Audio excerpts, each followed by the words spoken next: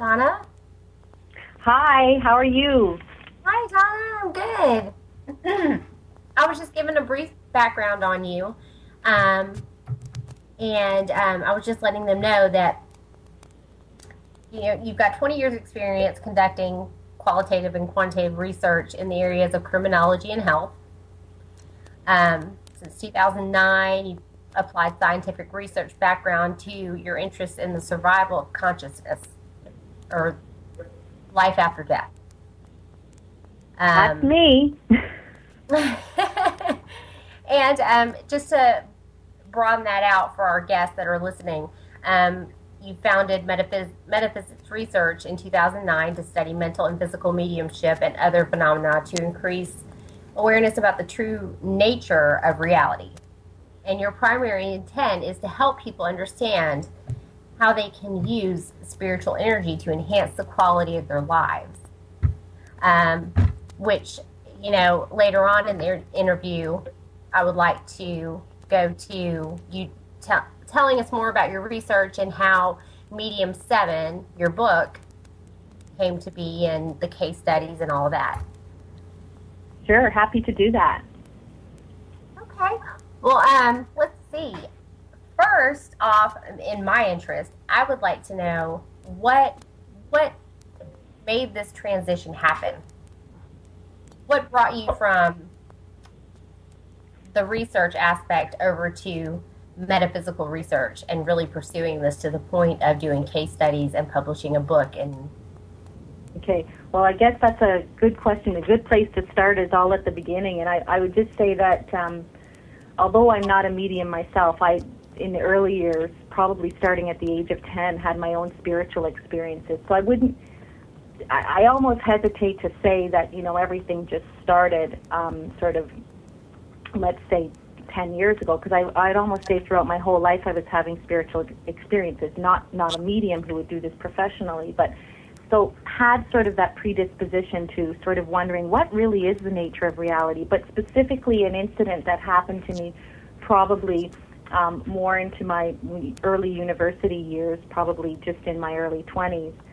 I was visiting what I thought to be a psychic, because to me at that time I didn't really make a distinguish between psychics and mediums, and it was really only for fun. I was going with a friend, and this medium started telling me, my objective was really just to go there to find out maybe information about my future, what information could they just generally tell me about career and love life, that kind of thing. Very innocent. just for fun, just to see what would come about of it. Pardon me? Just to see what would come out of it, really? Exactly. It was all based on curiosity, exactly. And what had happened is she started to tell me that my grandmother was there, and what specifically threw me was she stated my grandmother's name, and my grandmother's name is extremely specific. It's Beryl, B-E-R-Y-L, and she sort of laughed because she said, I must be getting this wrong, because whose name would be Beryl, right? Like a rolling barrel. And I explained that that's an English name, B-E-R-Y-L. What's interesting about that, Everly, is that at that time, there was no internet, and not even like my grandmother would have had her name on the internet, but there really wasn't anything. And I think that was, for me, like the first Ancestry.com, where, she could have figured that out that way. Exactly. There was no way. There was no information. In fact, the key part about that reading was she never had any information about me, because it wasn't expected. I didn't make the appointment. I was with a friend, and she said, do you want a reading as well? So I thought, okay. So I think that was, for me, the first time that I realized that there's something more to this. Perhaps there is sort of life after death. And then I think that for me was just the sort of the start of that kind of thinking. Okay. All right. And you mentioned, and I don't want to jump around, but I feel like it'll all tie in together, once we get to the middle part of the show. But you mentioned that this specific medium mentioned a name. Yes. And and that's part of what you addressed in Medium 7, correct? Is that not all mediums? Yeah, I think names, in the research that I conducted with the 10 mediums, names, when we do focus groups is when you get a number of just the general public together, those who have diverse views, and you ask them a simple question: what would you need to know? What would you need to hear from a medium to have them verify for you or justify that life goes on beyond the physical death? What would you need to hear? And names, believe it or not, names of the deceased, names of their loved one, that they're actually there, it rates quite highly. And so it just happened to be coincidental that for me that was actually a big turning point for me, because again, it's not general, right? Right. There's exactly. something like a 1 in 20,000 chance that someone could guess a name, which is way beyond probability, and so that we use that as an indicator as good high level of evidence coming from a medium. But do you feel like in your research that doesn't say, a medium being able to state names does not quantify as a baseline for all mediums? No, absolutely. No, and that's good that you raised that, because it's just generally, to do this kind of research, really there had to be sort of an assessment scale developed first as to what levels of evidence the mediums would provide during a reading, and then following up with their actual sitters, the individuals that they're reading for. Names is just one type of evidence that rates very highly. Another is the cause of death, the medium being able to name the cause of death. Another one that rates highly in the focus groups and used in our scale relates to a very unique piece of information, and I provide some of those kinds of cases that were brought up. And also intimation where the medium is actually able to intimate very closely the way the deceased smiled or the way they said something. That rates fairly highly, and again, that information can't be identified from any other sources.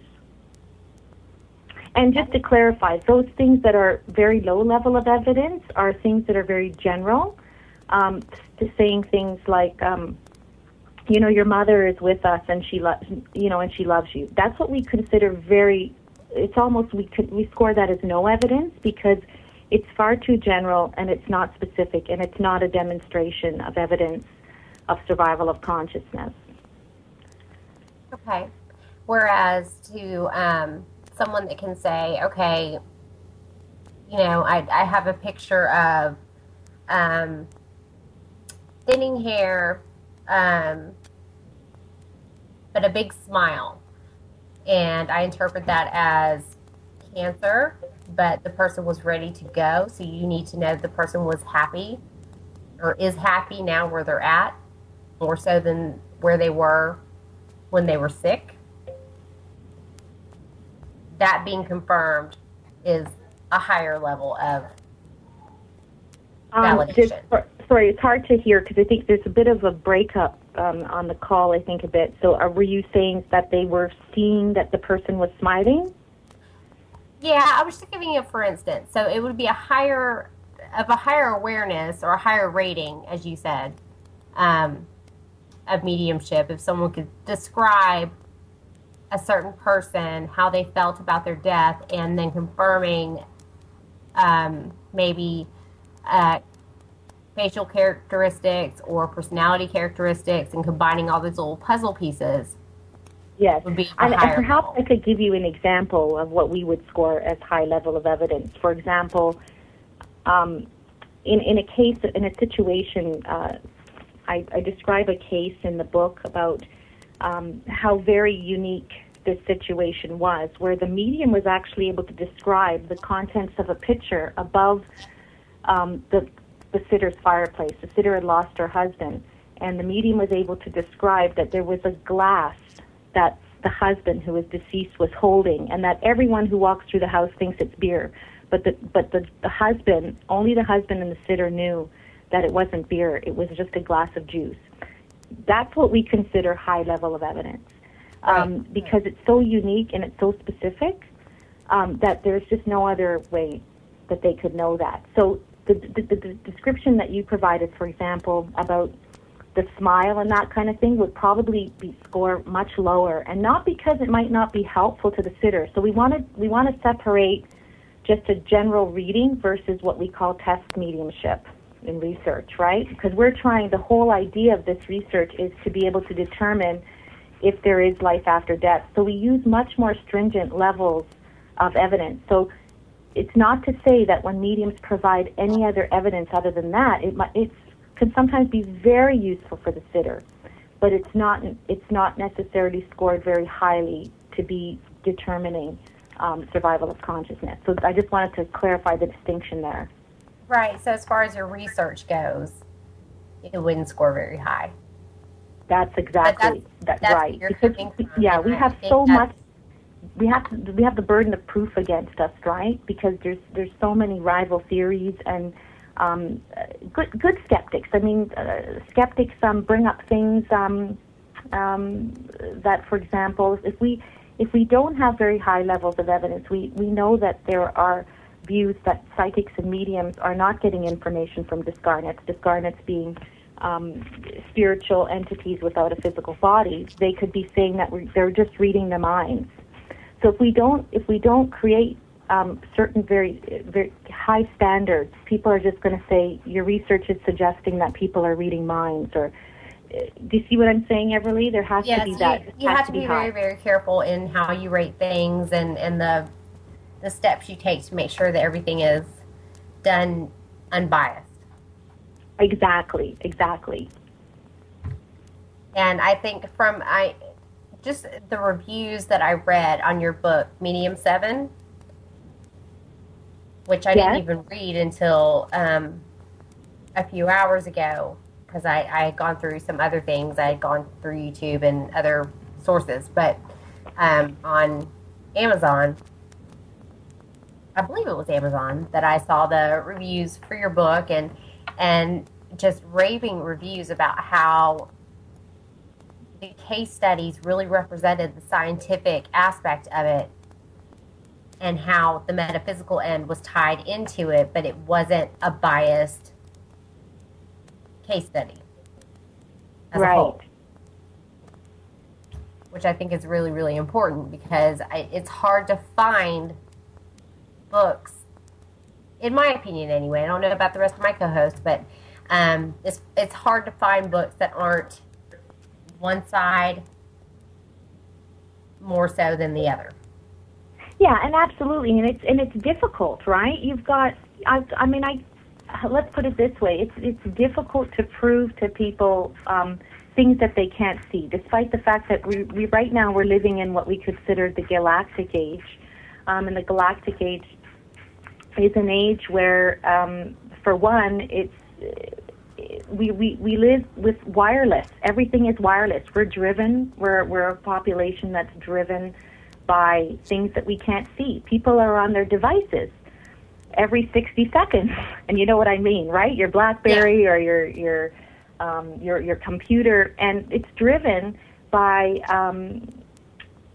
wireless. Everything is what you can't see. So it's still surprising, though, that people still have difficulty with understanding that although they don't see their loved ones or people that they knew in this physical reality, that they're still there.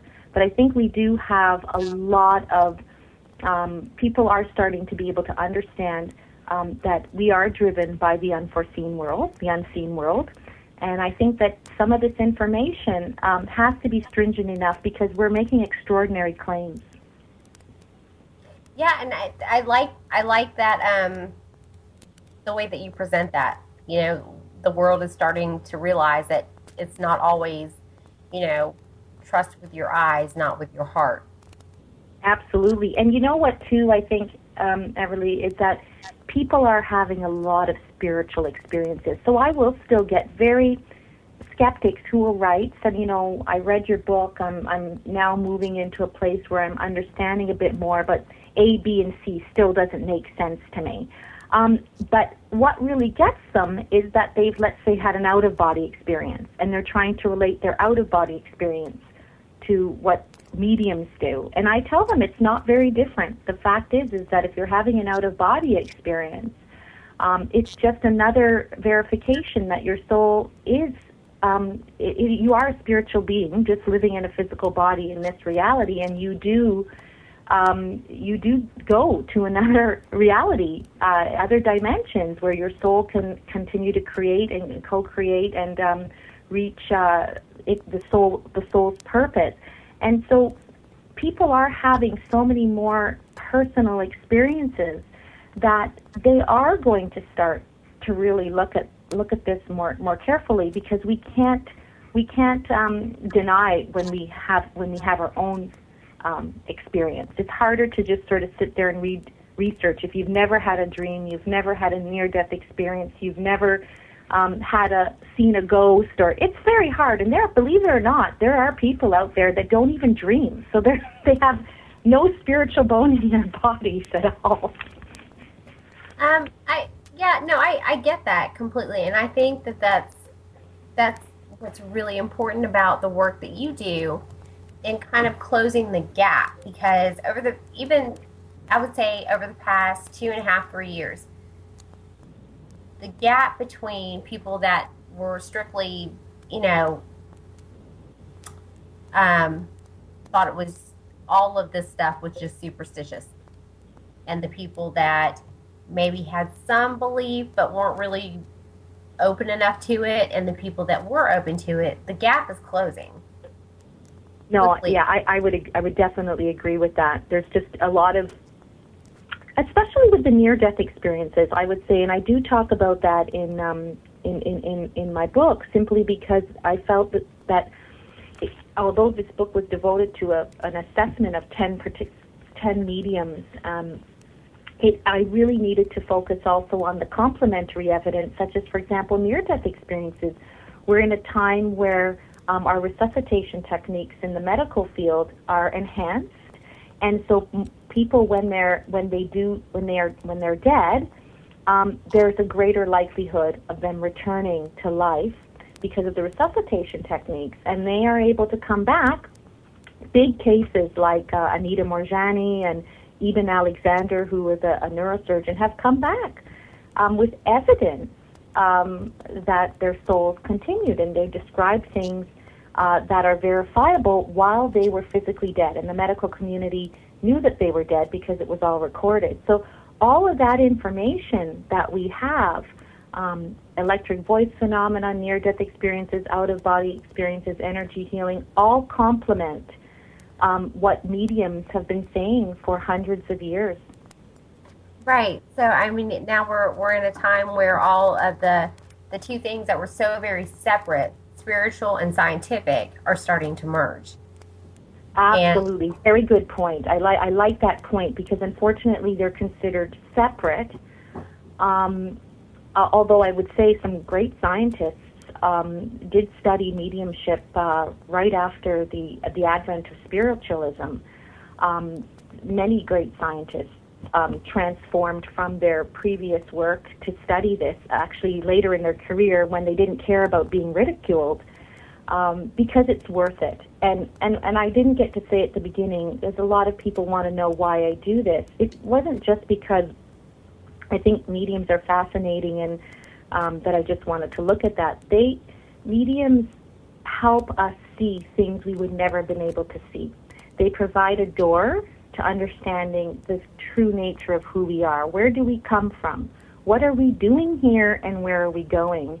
In fact, I almost would say that if we didn't have them, other than being able to go to another dimension, which, as you know, is very difficult and very costly to send people to another planet, which is impossible, really, we don't have any insight about the true nature of our reality or other dimensions unless we have people that can actually communicate with people in these different dimensions. And on that note, I kind of want to go back to the more skeptical side, because I do feel like it's important for our audience to know that this was done just like any other scientific study would be done. You did not go into this going, oh, I'm going to prove that mediumship is a real thing and this is how it goes. That you explored the negatives the possibilities of other people believing that it's evil or fraudulent, that kind of thing. That you did address that in your studies and in your book. Is that correct? Yes. Yes. Did you want me to say a bit about that? Yeah, please. Yeah. No, and that's true. And even before I say that, I've had a lot of people, I'm very fair. I remember I was at a book signing and somebody said to me, but Donna, truthfully, you must have had some belief for you to go and do 3 years just of a focus on studying 88 cases and 88 clients and 10 mediums and following them up over 3 years. You must have had some belief, because who's going to invest all that kind of time if you didn't believe? And I mean, it's a good point. I reflected on it. I mean, as I said, there were some experiences before that made me think, wow, this is worth serious investigation. So I wouldn't say I went into it totally. I'd be lying if I said I was fully objective, but I was objective as an objective person could be, let's put it that way, because I wanted to systematically look at it and lay it out. So some of the things that I discussed in the book, I felt I really needed to. And yes, I discussed fraud. So, for example, I'm not saying at all that there aren't mediums. And also in the history, when we look at the 20th century and some of the early mediums, there surely, unfortunately, has been, but just it's not any not disproportionate to any other profession that might have some kind of fraudulent behavior. The key area that I wanted to discuss was, unfortunately, the challenge related to religion. I think that that's our biggest barrier right now. Not to say that theoretically anything's wrong with religion, but unfortunately, the traditional religions do not accept mediumship. Yeah, it's either black or it's white, and there's no room for gray. Absolutely. It's just the spiritualist church, which is how mediumship grew out of. The spiritualist church having mediums sort of head, Lilydale in New York is the center of spiritualism, for example. And religion, and even if I talk about the witch trials, and I talk about the Salem witch trial, for example, and really look at that closely, and really look at, I have an academic background in sociology, so I looked at the social factors that contributed to that hysteria of killing really mediums. And when you really look at it closely, the religion mixed in with the fear and ignorance has unfortunately stayed over generations with us. And so even when you have people wanting to see a medium, I've often sat and observed cases where the sitter will say, I shouldn't really do this, I'm Roman Catholic, and they tell me this is evil. So this is this whole background of religion and what mediums are doing, and sitters listening to the medium. Unfortunately, it's sort of integrated in our pop culture that this is evil, and it stops people from exploring the natural part of themselves. And it stops people from learning about the true nature of our reality, that we continue beyond our physical life.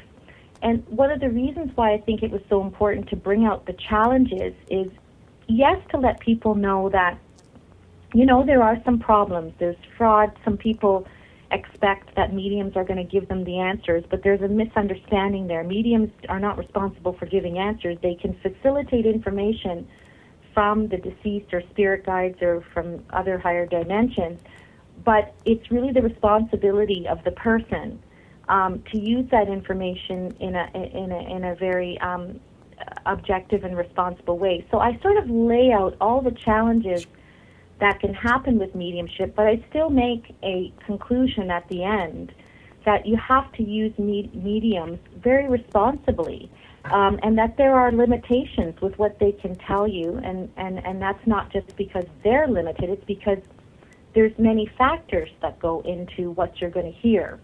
I completely agree. Yeah, I mean, I really rely upon the word conduit. Mediums are conduits.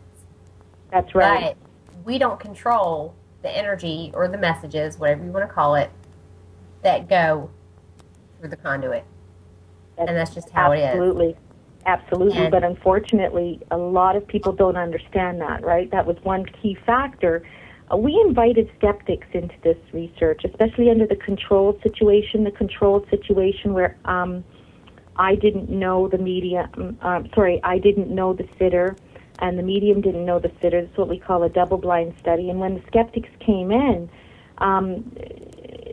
they would ask me questions like, well, why didn't you prepare these questions for the medium to say, okay, what was the name of this person's grandmother? What was the name of... And they don't understand that even if I did that, that doesn't mean that spirit is going to communicate that, because spirit decides. The discarnates decide what they're going to share, when they're going to share it, and how they're going to share it. And I think that's what I really tried to do in this research, was really appeal to the layman, to help them understand a bit more, so they wouldn't just sort of close themselves down when they heard, oh, that medium must be a fraud because they can't tell me the name of my grandfather, or can't make my grandfather talk to me. And see, they shut down, and without enhancing their awareness on how spirit works or what the limitations are, then they won't go further to explore who they really are. So that was my focus there. Yeah, I totally get what you're saying, because it's if your mind is gonna be shut out to it, and you're gonna go into it and not even be willing to open up, then it's just not gonna go well at all, no matter how much you want it to. Yeah, and it's funny that you mentioned that, because this is probably a good time to mention what we call the non-believers experiments. And the non-believers piece was, I would call it a subsection of this study, because when I started to analyze the results at midway, about a year and a half, I started to notice that, wow, I'm getting all females mostly, and this could be what we call selection bias, because these are the sitters that are going to see mediums. Maybe they already believe in mediums. So what I did is I prepared a control of just males who were non-believers. And this was also had an independent recruiter recruit the sitters just based on those two criteria alone, just that they're males and non-believer. And one, which is on YouTube, people can watch. The other ones were good too, but I didn't get consent to put them on videos. What can they look up to get to that video? Yeah, that video is called Life After Death, a Medium's... oh, geez, it just caught me off guard with the detail on that one. But it's all of my YouTube videos are under Donna Moncrieffe, not Donna Smith-Moncrieffe, but Donna Moncrieffe, and that it'll pop up. You can't miss it, because it's about, you'll see the male who's being interviewed. And it's just what you were saying, Everly. You were saying sort of, if they're shut down, that creates a negative energy that could prohibit the information. But what was amazing about some of these cases was that it didn't matter that they were negative and they were non-believers, because the need was so important. And Chad, which was on this particular video, his friend, he had just lost, didn't know this until he disclosed it during the experiment, but he had lost a friend just a week to 2 weeks before, and the medium picked up the name, picked up details live in a controlled experiment on video about this person. He broke down because he only came for the $40 honorarium we were giving him, had no idea that anyone was going to pick up this friend and the details about his friend, and how he died and so forth. So what I would say to that is, although there was negative energy and that there was a non-belief for sure, what transcended the information coming through was spirit felt it was important for this person to know, and there was a need, because he needed to heal. You could see him break down in the video. In fact, he leaves. You can see him leaving. I have to kind of beg him to come back because he just can't believe. And then there's a post-interview with him after he's relaxed for a few minutes, and he's able to kind of absorb what just happened.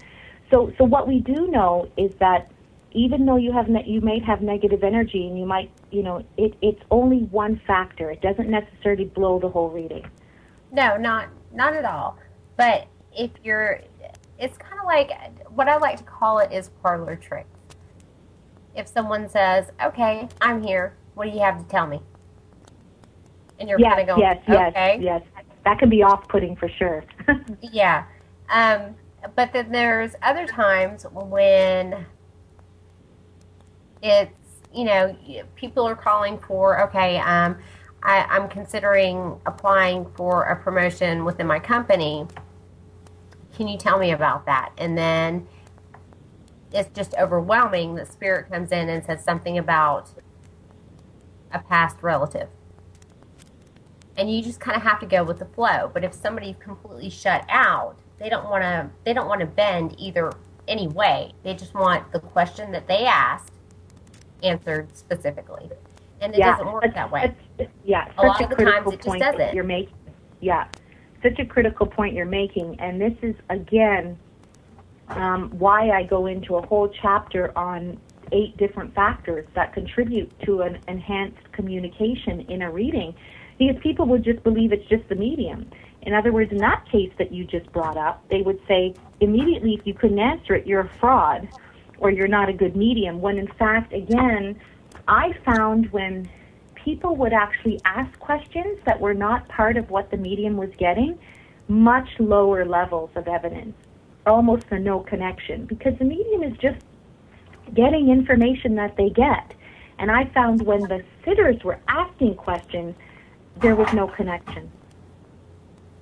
Or relatively less, I should say, yeah. I am very sorry to interrupt, but we do need to take a 1-minute psychicaccess.com commercial, okay? And we'll be right back in 1 minute. A new era in psychic services has begun. PsychicAccess.com. You can connect with our psychic advisors by telephone or chat 24 hours a day, 7 days a week. All of our psychic advisors are interviewed, fully verified, and accuracy tested, assuring you quality service. We're living in some very troubled times right now. More and more, the world's problems are affecting us on a personal level. You don't have to deal with this alone. Our highly accurate psychics, caring advisors, and talented mediums can help with situations you are currently experiencing and can let you know what the future may hold for you. All new customers get a free 6-minute reading. All you have to do is register. Why not visit us now and get a free reading at psychicaccess.com. Okay, and we're back. And Donna, I wanted to, I know we're only 40 minutes into the show, but... Wow, time is flying. Yeah. That means we're having fun. I know there was one thing that just really popped out to me that I really thought was important to get out, and it's part of what you go over in Medium 7, is the 10 different medium types that you identified. Yes. Can you... you just want me to... Oh, sorry, go ahead. Yeah, I was just wondering if you could kind of go over the different types and just a brief explanation of what each type is, so that people that are listening that may think that may have abilities can identify with one or the other or multiple, or just are looking for a basic understanding of different types of mediums. Okay, sure. So what I'll just say firstly is just a small preamble to that, is that all of the mediums in their interviews for their case studies were asked to provide information about their backgrounds, because I thought it was important for people to understand if there was any kind of physical difference, whether they started, when they started, the early years of their psychic development, preparation prior to a reading, description of their extrasensory abilities, because all of them, I didn't want to assume that they had all or that they were all clairvoyant, and the explanation of their extrasensory abilities.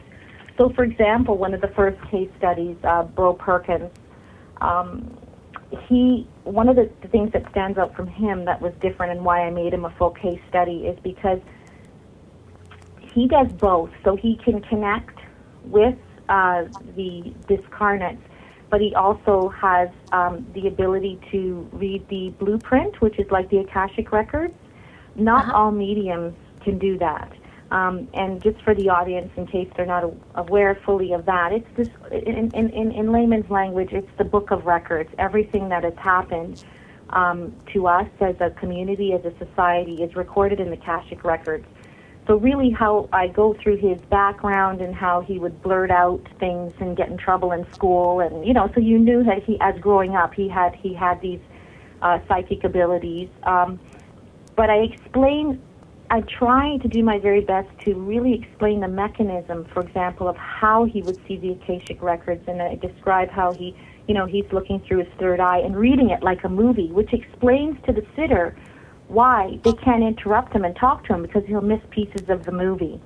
And so I go into that type of case study, and also discuss Bro's mediumship. Another type of case study that I talk about, for example, is John Papia, who is very unique because that's like a medical intuitive type medium, where he was actually even having difficulty with me calling him a medium.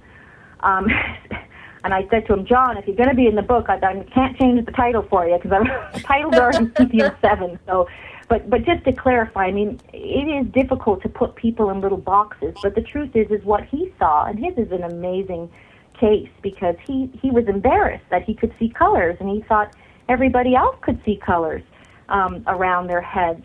And it's quite, actually, it's a little bit comical. But the point is that he sees the aura, and he is able to diagnose. And I interviewed his cases where literally were life-saving for them.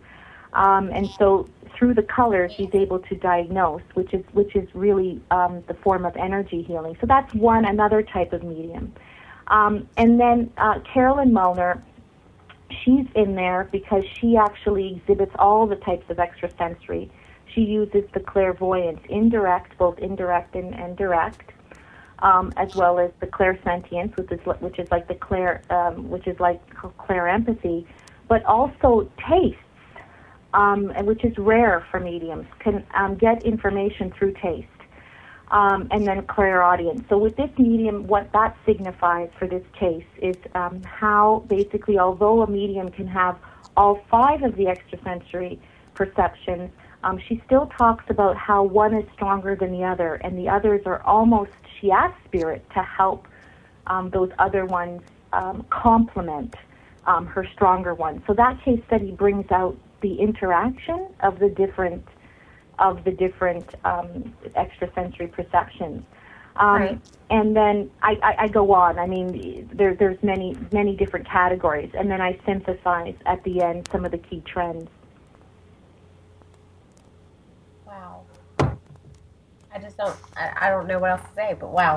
Have you, is there I don't know if I missed it, but is there a category, or do you have out of the 10, is there a physical medium? Oh, good. Yes, good question, Everly. In fact, at the time of researching and writing this, yes, Reverend Goldsby was interviewed. He didn't get a full-blown case study, but he was an elderly medium who has had a great experience in the Church of Spiritualism, including his ancestors, and he started to talk about some of the seances and some of the physical mediumship he did. But one of the things why I didn't discuss physical mediumship in this particular book is because physical mediumship, first of all, the mediums are extremely rare in the world. And they're extraordinary claims, right? Physical mediumship being that they can actually, as opposed to mental mediumship, is which I'm discussing in the book. Physical mediumship, there are claims that they can produce apports, right? Things that materialize from nowhere, produce ectoplasm from their body. No. I was making it more simple, just to clarify. A medium that can actually feel the physical pain of someone. Oh, okay, clairempathy. Okay, so that's clairsentience. Yes, so many of the mediums, in fact, all of them in the case study, a lot of them talked about clairsentience, but specifically, some of them use the term clairempathy and clairsentience interchangeably, but Bro specifically talked about an incident, which I think was extremely clear, where he actually felt like he was being strangled before he opened the door to a sitter, and was almost going to call 911, couldn't breathe, and he was new to this feeling. And as soon as the sitter came in, because he decided to open the door, and he started to talk about, this bro just started to talk about, did you have a grandfather, for example, or a brother, I can't remember the relationship, that died of strangulation or something like that. It's something to do with this. And as soon as he started to talk about it, the pain went away. And that was Spirit's way of communicating, because he did not feel that the medium was going to be able to explain that type of medical problem. So he made him feel it. I got you. I understand that. And I'm sorry, I didn't mean to jump from what you were talking about, because I really am. I think that this is going to be interesting to everyone listening. Is the physical? Oh, no worries. As soon as you said physical medium, I jumped into a whole separate category. But so clair empathy, just to clarify for the audience, so clair empathy, the one that you were looking for, is definitely not. We don't categorize that as physical mediumship. That's just something that it's an extrasensory perception that the mental medium uses to communicate with discarnate. Right. But I am extremely interested, and I think everybody else will be, to hear about, because I think, doesn't this lead into your case studies and the research you're doing right now for your next study? Yes. So you mean on the physical mediumship? Yes. Yes, I'm truly excited about this aspect of the current research that I'm doing, and just sort of to slip back into what I was saying about when I was writing Medium 7. Many of the mediums talked a bit around physical mediumship, or especially Carolyn, she talked about actually going to a seance where a hand materialized in the seance. And I was so hesitant to write about it, because the way I work is through my own experiences and enough triangulated information to make me feel like I can actually say this. I mean, the reason why I make this preamble before I talk about physical mediumship is we have to be so responsible as researchers in what we are actually sharing, because it influences how people think, and I would never want to lead people astray. So I didn't talk too much about physical mediumship, even though the mental mediums referred to some of it. But now I've had an opportunity in my second round of research to connect with some great people who have, we call it the snowball effect. You get recommendations from people, and now I understand that there are about 4 physical mediums in the world today that actually produce ectoplasm. And just for the audience, I don't want to assume that everybody knows that term, but I always say in my talks, if you saw Ghostbusters, then you know what ectoplasm is. I was about to say, Ghostbusters ectoplasm? Yeah, well, in Ghostbusters, that's the first time probably all of us heard the term ectoplasm, because it was a slimy green thing that they were talking about in Ghostbusters. And I believe that, correct me if I'm wrong, was that movie in the 80s? I don't know. Yeah, I think it was. And the bottom line is there was some truth to that slimy green thing they were talking about, because ectoplasm is something that comes out of the physical medium, and it's built up from the body, the energy within the physical medium, and it's produced so that the spirit world can do physical things. That's why it's called physical medium. Can actually either materialize parts of their body, they can actually use their voice through this, called direct voice. They can actually produce apports. I feel much more comfortable talking about it now that I'm interviewing these physical mediums, and I will actually, for the first time, be able to sit in on a seance with one of the top physical mediums in the world to see this happen myself. That's amazing. Yeah, I wish more people could do it. It's so exciting. I'd love to. I have heard of, and I don't know if this is a term that you might be familiar with. I mean, everybody uses different terms for different things, but a lot of times I've heard the word controller. If you're going to allow something to physically take control of your physical being, it's important that you have a controller. next to you to help regulate things, or things can go badly wrong. Absolutely, and that's a big part of physical mediumship. A lot of the mediums that the physical mediums that I'm interviewing have a control team. Some call it the spirit team. And as I said, I feel premature in talking about, because my evidence is just premature right now, and there's no synthesis yet. And as I was sharing, I need to see it first, because right now it's more at the oral and theoretical stage for me. But yeah, absolutely, I asked the question is because, and this will be my question to you. Yes. I was warned about channeling. Don't channel until you have somebody that you know that you're comfortable so much with that you can trust your life to them. Because if you channel and something takes over and you don't have a controller, things can just go really, really bad to the point of death. And I remember that person telling me that, and I just was wondering if you had come across anything like that in your case studies or in what you're doing right now. Okay, so now that's very helpful that you provided that context. Interesting that you would talk about channeling, because I have to tell you, I didn't come across that with the mediums. However, in the physical mediumship, the only angle that I can share at this point is to say that in terms of physical mediumship, which some would put channeling under there, but again, remember that issue about putting things into boxes. Some channelers don't like to be considered physical mediums, right? But absolutely, they will not work without a spirit team, because they do go into trance and something does take over their body in terms of being able to speak, coming through the ectoplasm. And in that particular, the reason why the world doesn't know about this too much is because they're very selective about who will go into the seance. Because if people don't operate properly in the seance and they try to reach out, or they move, or they're not following the instructions, it could actually kill the medium. And that did happen to Helen Duncan when the police raided her in the 20th century.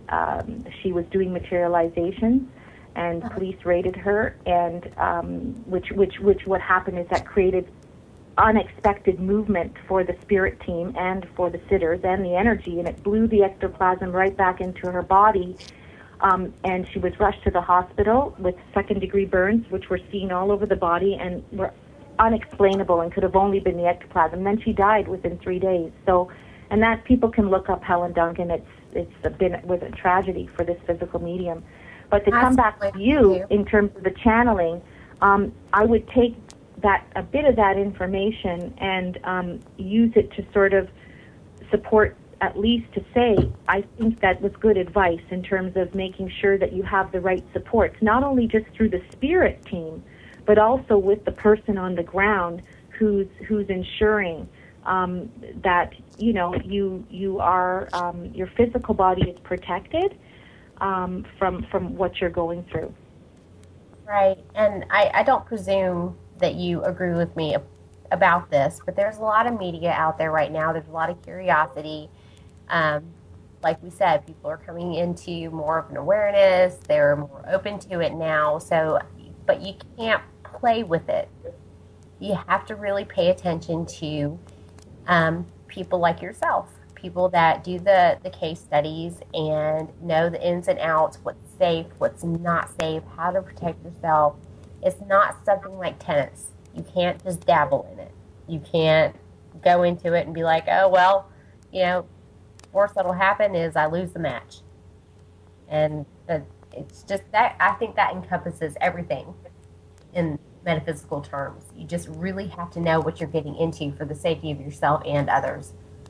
Yes, and I like that word that you used, you used the word play, and I caught on to that too, because, so for example, the Ouija board, people always ask, so Donna, what do you think about the Ouija board? And the whole playing piece is exactly a part of what you said is very important for the public to understand, is that when you work with with either mediums or you're using, you're testing electric voice phenomena, which is trying to connect through radio or through TV, that kind of thing, your intent has to be pure.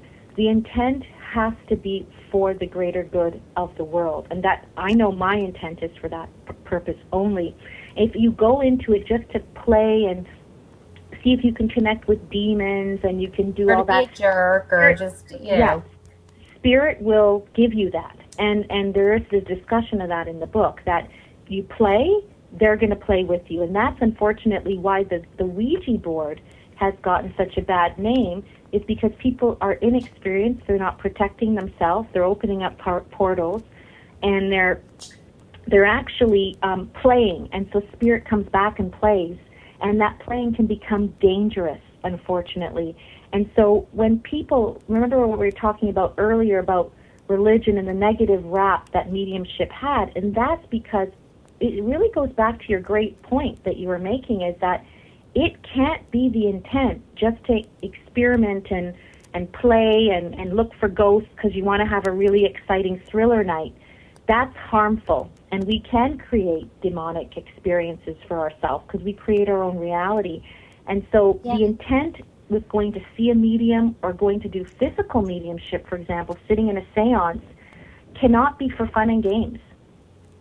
No, it can. And you can't just, sit there and watch, whatever type of show might be on, on NBC, ABC, whatever, on hunting ghosts, that type of thing, and just go, hey, I'm going to get two of my friends and we're going to go to this abandoned farmhouse that I know of and just go do this. You cannot do that because if I'm you do, sorry. We have unfortunately run out of time. Please forgive me for interrupting, but we need to wind it down if at all possible.